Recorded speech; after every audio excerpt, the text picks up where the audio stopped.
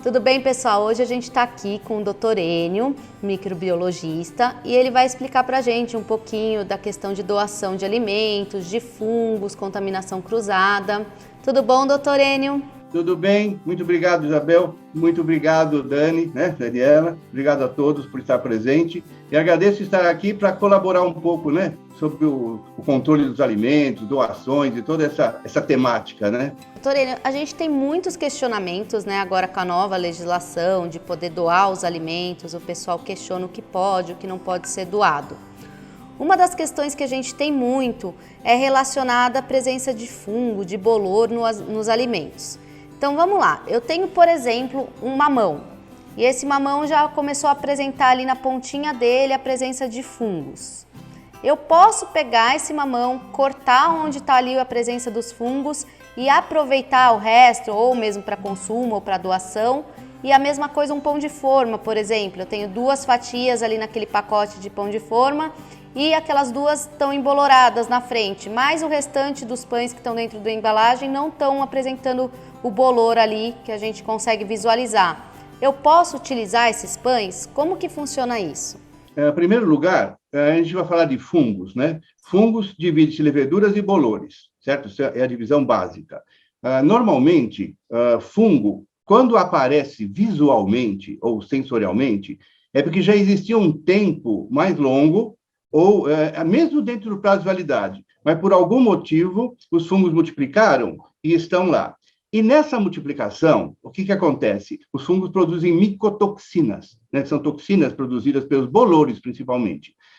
E se já existe bolor evidente, há já uma tendência de imaginar que pode, não fala que tem, pode ter toxina que penetra no alimento, seja no pão, no queijo, nas frutas. Quanto mais úmido o alimento, mais rápido a penetração da micotoxina. Que, veja bem, não é o fungo em si que causa problema, a não ser pessoas alérgicas na parte médica, que você não pode respirar um fungo. Mas quando um bolor se multiplica e produz a micotoxina, ao penetrar, o fungo é o de menos, o problema é aquela toxina, que ela, às vezes é cancerosa, lembra-se da aflatoxina, dos aspergillos flavos. No caso, por exemplo, de alimento úmido, como fruta, e existe o bolor evidente, não é recomendado consumir, porque ela é solúvel, ela pode ir lá para dentro, é uma proteína a toxina. Ela acaba penetrando, mesmo que você tire o fungo, ficam porções, com a toxina. Já, por exemplo, num pão, um pão seco, que geralmente é por cima a contaminação, que o fungo ele é aeróbio estrito. Raramente ele começa lá dentro do produto, ele começa fora. Nesse caso, dependendo do bolor e da quantidade, se você tirar essa parte, provavelmente não vai estar contaminado com micotoxina dentro do pão. Mas tome cuidado, porque se ele já está com a superfície embolorada, é porque já houve um tempo suficiente para ocorrer multiplicação desses fungos, Mas eu não aconselho, do ponto de vista técnico, você doar ou recuperar um produto que já esteja embolorado da superfície. O amendoim, quando fica estocado, ele acaba embolorando, certo? E o que eles fazem? Eles acabam tirando o bolor, esse amendoim é torrado e vai para a paçoca, agora não vem do mar, ia para a ração animal. E a micotoxina está lá, mesmo que você tire a parte embolorada. E ela não é visível assim fácil, Castanhas, por exemplo, castanha do Brasil, nozes, tudo pode ter. Então, o sensorial fala muito, Visual, cor, odor, aspecto. Mas me preocupa muito, viu? Você deixar transportar, doar ou consumir quando existe bolor evidente. Toma muito cuidado. E quando a gente fala de contaminação cruzada, por exemplo, se eu tenho uma cesta com frutas e eu tenho uma fruta que está com bolor e essa fruta está na mesma cesta que outra fruta, pode ter essa contaminação? Pode sim. Normalmente, todos os alimentos têm microbiota, seja fúngica, bacteriana, coisa desse tipo, que faz parte do alimento. Quando você tem contaminação cruzada, vamos entender que é de um alimento para outro via alguma coisa. Você pode ter contaminação direta. Você pega lá uma fruta embolorada junto com outra. A contaminação vai direto um para o outro, correto? Intermediário ou contaminação cruzada é quando existe algo aí pelo meio.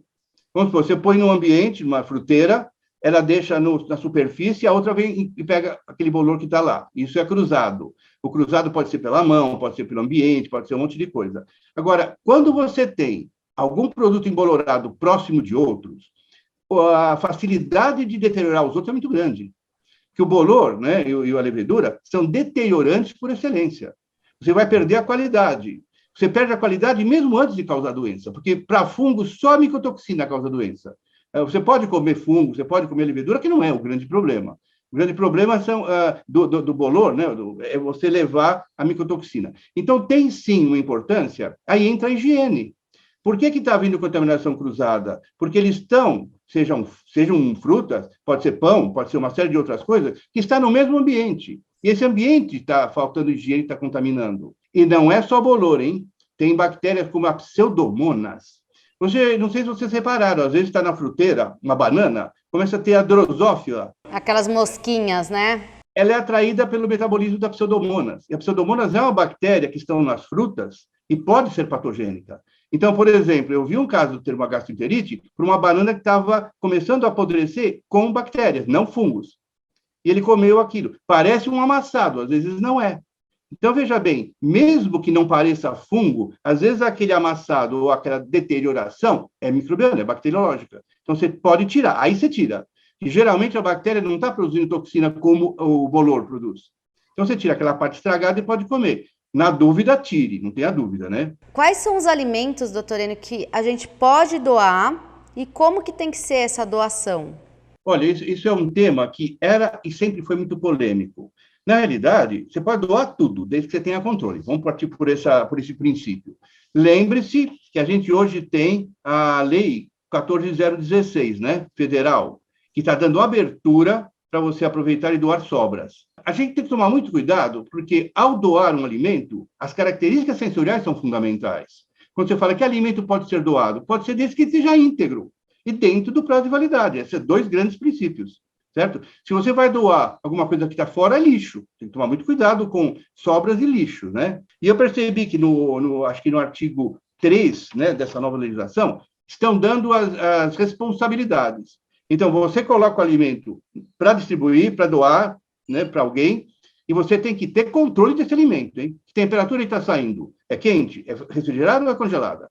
E agora eu acho que na nova legislação você vai ter que analisar esse alimento para ter um documento na mão que você está doando o alimento dentro das especificações microbiológicas adequadas. Isso, para nós que vamos trabalhar, você que vai doar, é fantástico, se você pensar nisso. Porque tira o medo de alguém doar. Mas, olha, não é doar qualquer coisa, eu volto a falar. O alimento tem que estar controlado. E eu acredito que você pode doar de 3 modos. Ou alimento quente, fazendo a pessoa comer na hora. Eu já vi gente de self-service, né? Que self-service é das 11 às 2, mais ou menos. Acabou, ele não vai pegar como sobra para o próprio restaurante. Ele faz umas marmitas e faz o pessoal comer ali. Pessoal de rua, pessoal pobre. Não leva, come ali. Risco zero, porque não houve o tempo de multiplicação microbiana. Agora, quem quer doar, se você ter condições de doar alimento congelado, é muito mais seguro. Quem vai doar hoje tem que ter uma certa responsabilidade do que vai acontecer depois. Qual é o sonho de uma bactéria? É ter 2 bactérias. Então, ela não quer saber se é doação, se é transporte, se é sobra. Ela quer se multiplicar. Se você conseguir, que nem está nessa legislação federal nova, controlar tempos, temperaturas, higiene, você vai conseguir doar qualquer alimento dentro das condições. O que eu nunca posso doar com relação a tempo, temperatura de alimento que eu não controlei? Como que funciona isso? O que eu não posso doar de jeito nenhum? Em primeiro lugar, alimentos que estão sensorialmente alterados. Você nem sabe o que está acontecendo. Ele está oxidado, deteriorado, alguma coisa assim. Alimentos que estão fora do prazo de validade, seja industrial ou não, certo? Alimentos que você não sabe a procedência, que não ficaram dentro dos limites de controle. Você vai comprar uma fruta, por exemplo, no supermercado, ela não tem prazo de validade, não está escrito nada lá. Agora, uma embalagem industrial, seja do que for, você embalou, tem prazo. Eu não recomendo doar com prazo de validade vencido, em primeiro lugar. Primeiro, que você pode ser pego e é crime, e segundo, que pode já estar no caminho de alguma alteração. Desde que você começou a fazer para consumo próprio e vai sobrar para doação, você tem que ter aquele fluxograma de higiene de mãos, superfície, higiene de vegetais crus, controle de tempo, né, que a gente pode falar, tempo e temperatura do alimento, tempo de exposição no balcão. Se você tem certeza que está na temperatura correta, que está nos prazos corretos e nos tempos corretos, e não tem alteração sensorial, você pode doar. Qual é o prazo de validade de uma doação? Depende muito do tempo e da temperatura que você vai expor. Se eu vou doar um alimento que está a 60 graus, pode ficar 12 horas, mesmo que a lei fala que é uma. Se eu vou doar um alimento a 3 graus, ele pode ficar lá umas 5 horas. Se eu for doar um alimento congelado, ele pode durar 3 meses. Então, a doação é em relação ao risco. E isso depende exatamente disso, tempo e temperatura. Esse é o fundamento do controle. Vamos supor, carne assada. Vamos dar um exemplo. Você pegou essa carne fria, vamos dizer assim, ou congelada. Você descongelou. Já existe um tempo e uma temperatura de descongelamento. Aí você vai para a manipulação. Já existe um tempo de manipulação e existe que temperatura estão manipulando. Se for em ambiente, tem que ser rápido, meia hora. Se for em sala climatizada, 2 horas. Aí essa carne foi pré-preparada, vai ser assada. Aí vem o primeiro problema. Que temperatura eu vou utilizar para que a carne esteja adequada e que matou a maior parte das bactérias? Um produto de cocção de cozinha, ele não é esterilizante. Ele é desinfetante. Olha, interessante. Porque os esporos não vão morrer numa temperatura de assado, por exemplo. Mas o meu forno está a 400 graus, mas o alimento está a 70, 75 no centro geométrico. Se você deixar um alimento a 400 graus, acabou, você torra o alimento. Se eu fiz uma temperatura interna correta, 75 graus, 65 por 15, 70 por 2 minutos, eu matei as partes vegetativas. Eu estou só com os esporos. Você fala, então estou garantido, pode deixar, a partir daí não vou mais me preocupar. Não, a partir daí você vai se preocupar. Que a partir daí você tem um outro caminho. Vou comer logo? Então você pode pôr em que temperatura? Normalmente, a lei manda assim, vai para a distribuição a 60 graus. Então, abaixou de 60, você não comeu em 1 hora? Reaqueça. Certo? Reaqueça e volta ao processo. Mas vamos supor que deu tudo certo. Aí está na sobra, né? Está dentro ainda do limite. O que eu posso fazer? Eu posso doar? Posso. Eu posso doar ela quente, refrigerada ou congelada. Então, voltando a essa carne assada, eu deixei lá, já está 1 hora abaixo de 60 graus. 2 caminhos. Reaquece ou joga fora. Olha aqui como é a lei, hein? Como é a lei. Vou reaquecer. Vou reaquecer para eu deixar para minha refeição amanhã, no dia seguinte, ou vou para doar? Tem desses 2 caminhos. Então, eu posso reaquecer e doar para alguém comer logo. Posso reaquecer, refrigerar e guardar na geladeira ou congelar e doar frio ou quente. Os caminhos são fáceis da gente entender. Isso já tinha na CBS 6. Agora, o que é você ter certeza do tempo e temperatura? É medir com termômetro de penetração, hein? Não com infravermelho, que ele só pega a superfície mal e mal ainda. Mas você tem que ter, na tua fluxo de produção, você tem que ter registros. O que está acontecendo desde o descongelamento da matéria-prima até a sobra do balcão. E se você vai doar, continue trabalhando nessa sobra. Então, veja, temperaturas ideais, né? Cocção é 75 graus. Geladeira, 3 a 4 graus. Freezer, menos 15 a menos 18. E tempos. Aí você joga com os tempos. Certo? Lembrando sempre que a bactéria ela é oportunista, ela e os fungos. Deu chance, multiplica.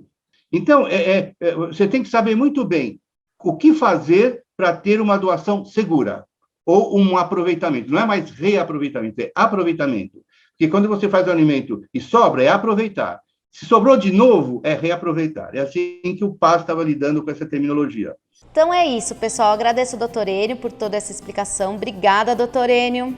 Eu que agradeço a boa vontade de me convidarem para a gente poder conversar e explicar, que eu gosto muito desses assuntos técnicos, que é o que o pessoal precisa saber para poder evoluir dentro do controle higiênico e sanitário no serviço de alimentação.